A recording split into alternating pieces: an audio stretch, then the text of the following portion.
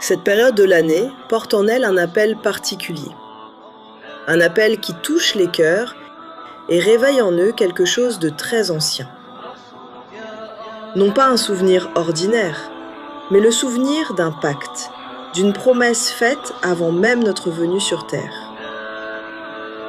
Le jour de Arafat, puis l'Aïd al-Adha, ne sont pas seulement des dates ni des habitudes répétées. Mais pour celui qui médite, ces jours racontent en réalité l'histoire entière de l'être humain. Avant cette dunya, avant ton nom, avant ton corps, avant même ta naissance, Allah rassembla toutes les âmes et il leur posa une question. Alastu bi rabbikum?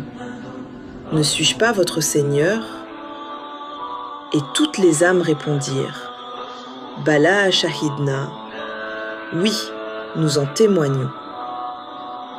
Voilà le mithaq, le pacte primordial, le moment où ton âme a reconnu Allah avant même de connaître ce monde, avant les blessures, avant les illusions, avant les distractions.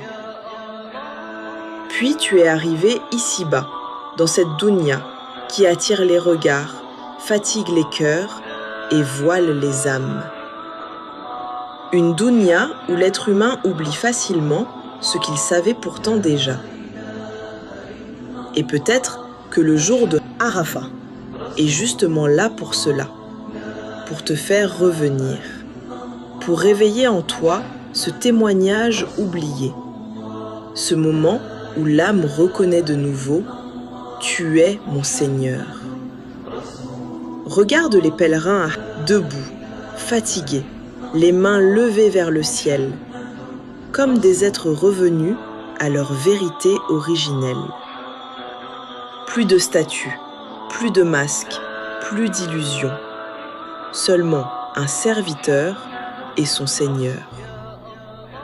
Certains savants disaient même Arafat évoque la ma'arifa, la reconnaissance, la connaissance intérieure. Comme si ce jour était celui où l'âme reconnaît enfin ce qu'elle a toujours su au fond d'elle. Puis vient l'Aïd al-Adha, et là, le pacte devient acte.